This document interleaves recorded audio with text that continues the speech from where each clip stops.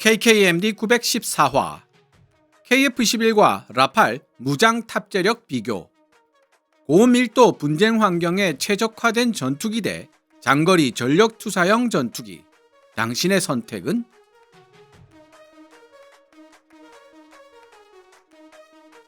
몇 발을 실을 수 있느냐가 중요한 것이 아니다. 어떻게 싸우느냐가 중요하다. 향후 유사한 시장, 비슷한 고객층을 두고 경쟁을 펼쳐야 할 프랑스 라팔과 대한민국 KF-11 보라매의 무장 탑재력에 관한 기사를 통해 얻을 수 있는 교훈입니다. 해외 항공 전문지 에비에이션 위크 기자이자 군사 전문가로 활약하고 있는 김민석 한국국방안보포럼 연구위원은 2026년 2월 13일 국내 언론 비즈한국에 KF-11 무장 탑재 능력 공개, 라팔보다 낫네 라는 제목의 기사를 실었습니다. 하드포인트 10개인 대한민국 KF-11 보라매의 최대 무장 탑재량은 약 7.7톤인데 반해 하드포인트가 14개인 프랑스 라팔의 최대 무장 탑재량은 약 9.5톤에 이릅니다. 이렇게 무장 탑재력을 단순한 숫자로만 보면 라팔이 우세해 보이지만 실제 운용 효율에서 명백한 차이가 있다는 내용입니다. 김민석 위원은 카이가 배포한 자료를 인용하며 KF-11 보라매의 공대공, 공대지 교전 능력을 설명합니다. 사진으로 알 수 있듯이 KF-11 보라매는 장거리 공대공 미사일 미티어를 기본적으로 6발 운용할 수 있지만 라팔의 경우 하드포인트는 많으나 간섭 문제로 실제 작전 수행 시 라팔의 미티어 장착은 4발로 제한된다는 것입니다. KF-11 보라매가 블락2로 개량되면 공대지 정밀 타격 및 멀티롤 작전 능력을 보유하게 될 예정인데요. 카이가 배포한 자료를 보면 좁은 한반도 안에서 북한과 국경을 맞대고 있는 현실을 반영해 대형 공대지 순항 미사일 철룡을 4발까지 장착할 수 있도록 설계되었습니다. 놀라운 점은 철룡을 4발이나 장착한 상태에서도 중앙 반매립형 무장창에 장거리 공대공 미사일, 예를 들면 미티어를 4발, 양쪽 날개 끝부분에 단거리 공대공 미사일, 예를 들면 아이리스-T를 2발 탑재할 수 있도록 하중 설계와 배선을 확보했다는 사실이라고 김민석 위원은 설명했습니다. 이에 비해 라팔은 항속거리와 이착륙 문제로 장거리 공대지 순항 미사일, 예를 들면 스톰 섀도우를 2발 이상 탑재하는 일이 거의 없고, 이렇게 무거운 장거리 공대지 무장을 2발 탑재하는 경우 공대공 미사일은 4발 정도로 제한된다고 설명하고 있습니다. 김민석 위원은 KF-11의 최대 무장 탑재력이 라팔보다 떨어지는 것은 사실이지만 무장 간 간섭이 적은 효율적 설계 덕분에 실제 전면전 상황에서의 화력 투사 능력과 임무 유연성은 라팔과 동등하거나 오히려 앞선다는 평가를 내리며 기사를 마무리하고 있습니다. 제가 요즘 라팔과 KF-11 보라매의 경쟁력에 대해 나름 공부를 하고 있는 데다 명목상 최대 탑재량이 아니라 실제 임무조합 효율이 중요하다는 화두가 신선한 관점을 던져주고 있어 이 기사를 주목하게 되었습니다. 카이가 배포한 KF-11 보라매 무장 탑재 관련 사진을 보고 있으면 여러가지 상상의 날개를 펼치게 되는데요. 장거리 공대지 순항 미사일 이하 ALCM 철룡을 4발까지 장착할 수 있다는 사실은 KF-11 보라매 한 대가 가공할 위력의 공대지 화력을 보유할 수 있다는 의미가 됩니다. 더 놀라운 사실은 이 정도의 공대지 화력을 보유하고서도 미티어 4발과 아이리스-T 2발을 장착하고 있어 공대공 전투에서도 충분히 자기 자신을 보호할 수 있는 능력을 지니고 있다는 것입니다. 여러가지 생각해봐야 할 조건들이 있지만 조건을 단순화시켜 북한과의 전면전이 발생했을 때를 가정해본다면 우리 공군은 약 30대에서 40대의 KF-11을 한 조로 묶어 총 3개에서 4개의 조를 만들 것으로 예상됩니다. 그리고 24시간 끊임없이 북한 상공을 통제하고 타격하는 방식을 사용하겠죠.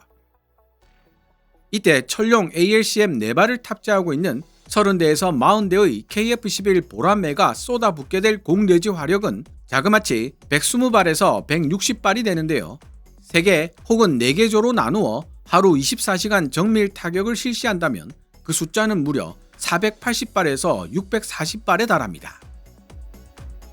만약 북한 전투기를 상대로 한 제공권 장악 작전에 주안점을 둔다면 KF-21 보라매가 탑재할 수 있는 공대공 무장, 즉 미티어와 아이리스-T의 숫자는 6발과 2발로 늘어납니다.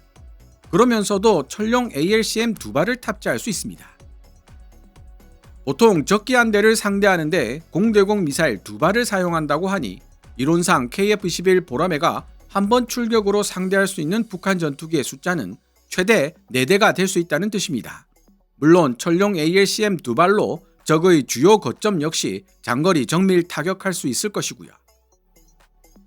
다만 지금까지 제가 가정한 상황들은 다음의 조건 하에서만 성립 가능합니다. 첫째, 공대지, 공대함 임무 수행이 가능한 KF-21 블락 2 버전일 것. 둘째, KF-21 블락 2는 아직 실제로 등장하지 않았기 때문에 카이가 예상한 무장 탑재력이 실전 배치 이후 데이터로 사실임이 입증될 것. 셋째, 전장이 한반도처럼 종심이 짧고 분쟁 초반 대규모 전면전이 예상되는 곳으로 한정될 것.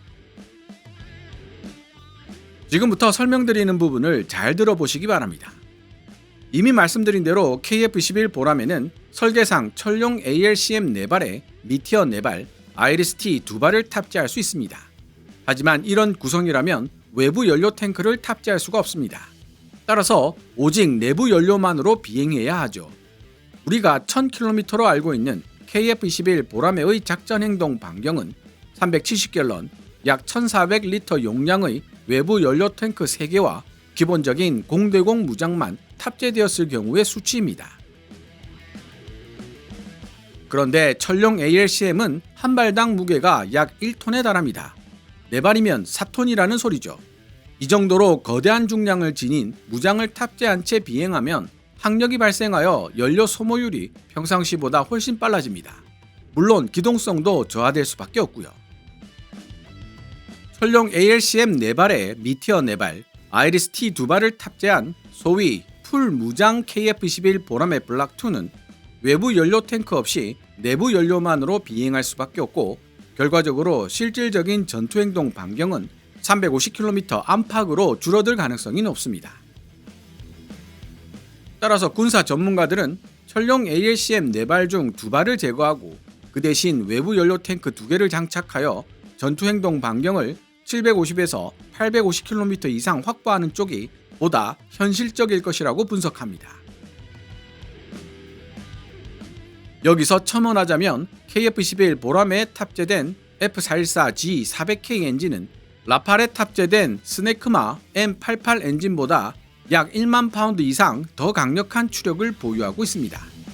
덕분에 KF-21 보라매는 4톤에 육박하는 철룡 ALCM 4발을 달고도 이륙하여 전투 고도까지 상승할 수 있는 깡패 같은 추진력을 보여줄 수 있습니다.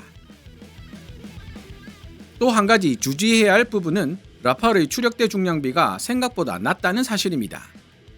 라팔은 최대 이륙 중량 대비 엔진 추력, 즉 추력대 중량비가 상대적으로 낮아 무장을 가득 싣고 외부 연료 탱크까지 달고 비행하면 가속력과 상승률이 눈에 띄게 저하됩니다.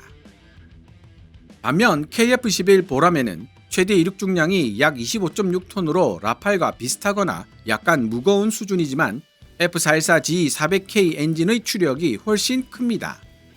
따라서 풀 무장 상태인 KF-21의 기동성은 마찬가지로 풀 무장 상태인 라팔보다 우위에 있을 확률이 매우 높습니다. 라팔과 KF-21 모두 쌍발 엔진 기체이지만 KF-21은 더 높은 추력 등급의 F414 엔진 2기를 채택함으로써 무거운 무장을 탑재했을 때 안정적인 추력대 중량비를 유지할 수 있고 향후 고출력 전자전 장비 도입을 위한 전력 공급 능력에서도 라팔보다 뛰어난 확장성을 보여줄 수 있을 것으로 기대됩니다. 어쨌든 지금까지의 논의를 통해 KF-21 보라매 블락 2의 이상적인 공중우세 플러스 장거리 타격 혼합 패키지는 미티어 4발, 아이리스-T 2발, 철룡 ALCM 2발, 370갤런, 약 1400리터 외부 연료 탱크 2개로 구성되며 750에서 850km 정도의 전투행동 반경을 지닐 것이라는 사실을 유추할 수 있습니다. 그렇다면 이제 다소 라팔의 무장 탑재력을 살펴보도록 합시다.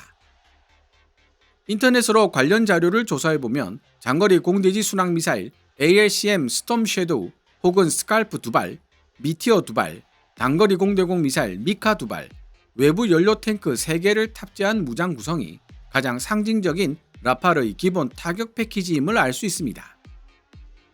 라팔은 기체 내부의 연료 탱크도 상당히 큰 편인데다 장거리 비행에 적합한 카나드 설계를 지니고 있습니다. 더구나 3개나 되는 외부 연료 탱크 중 2개는 2000리터나 되는 용량을 지니고 있죠. 그 결과 기본 타격 패키지로 무장한 라팔은 비슷한 구성을 지닌 공중우세 플러스 장거리 타격 혼합 패키지의 KF-21 보라매 블락2보다 상당히 더 넓은 전투행동 반경을 확보할 수 있는 것으로 알려져 있습니다. 다시 정리해보면 미티어 4발, 아이리스-T 2발, 철룡 ALCM 2발, 370갤런, 1400리터 크기의 외부 연료 탱크 2개로 구성된 KF-21 보라매 블락2의 공중우세 플러스 장거리 타격 혼합 패키지는 라팔의 기본 타격 패키지보다 미티어 2발을 더 탑재하고 있다는 점에서 훨씬 강력한 펀치력을 지니고 있지만 그 대신 펀치가 닿는 범위가 훨씬 짧다는 뜻입니다. 그렇다면 지금까지 설명드린 내용으로 누가 더 낫고 누가 더 못하다고 판단할 수 있을까요? 그렇지 않습니다. 애초에 KF-21 보라매 블락2와 라팔은 운용 교리가 다르고 그 결과 다른 설계 개념을 지녔기 때문입니다. 과거 해외 식민지를 가지고 있었던 프랑스는 오늘날 프랑스 본토와 법적으로 동등한 권리를 갖는 10여 곳에 달하는 해외 영토를 전 세계에 보유하고 있습니다. 전 세계에 흩어져 있는 해외 영토를 프랑스가 지금까지도 유지하고 있는 이유는 배타적 경제 수역 EEZ를 확보하여 세계 2위 규모의 해양 영토를 보유하는 동시에 세계적인 전략 요충지를 유지하려는 데 있습니다. 즉, 프랑스는 지구 전체에 걸쳐 전력 투사가 가능한 공격 수단이 필요했고, 그래서 항모 전단과 지구 반대편까지 먼 거리를 날아가 원정 작전을 펼칠 수 있는 전투기 라팔을 개발했던 것입니다. 적이 눈치채지 못하게 먼 거리를 날아가 안전하게 장거리 공격, 스탠드오프를 성공시키고 돌아올 수 있는 전투기가 필요했던 것이죠. 그런 운용 교리를 가지고 있기 때문에 라팔 설계자들은 장거리 비행에 적합하도록 카나드 형태의 기체와 용량이 큰 내부 외부 연료 탱크를 선택했고, 자기 방어를 위한 공대공 미사일은 최소화시키고 대신 장거리 공대지 미사일은 최대화시키는 무장 구성을 선택했습니다. 반대로 좁은 한반도에서 북한과 총뿌리를 맞대고 있는 대한민국이 개발한 KF-21 보라매는 장거리 원정보다는 자국 방어에 초점이 맞춰져 있는 전투기입니다. 운용 교리상 종심이 길지 않은 고밀도 분쟁 환경에서 제공권을 빠르게 확보한 후 적의 주요 군사시설을 장거리 공대지 정밀 타격으로 제거하는 것이 주요 목표입니다. 당연히 KF-21 보라매 설계자들은 펀치의 리치, 즉 전투행동 반경보다 펀치의 강도에 해당하는 화력에 좀 더 주안점을 두게 된 것입니다. 물론 강력한 펀치를 더 멀리 뿌릴 수 있으면 두말할 나위가 없겠죠. 그런 이유로 KF-21 보라매의 외부 연료 탱크 용량을 현재 370갤런에서 480갤런으로 상향 조정하는 방안도 논의가 되고 있습니다. 한 가지 덧붙이자면 내부 무장 창이 탑재되는 KF-21EX의 경우 미티어와 아이리스-T 등을 내부에 수납할 수 있게 되고, 그 결과 공기 저항력을 획기적으로 줄일 수 있을 것으로 예상됩니다. 이는 연료 소모율을 상당 부분 낮추는 요인으로 작용하는 동시에 480갤런으로 확장된 외부 연료 탱크와 결합된다면 전투행동 반경을 확장시키는 데도 큰 도움이 될 것으로 보입니다.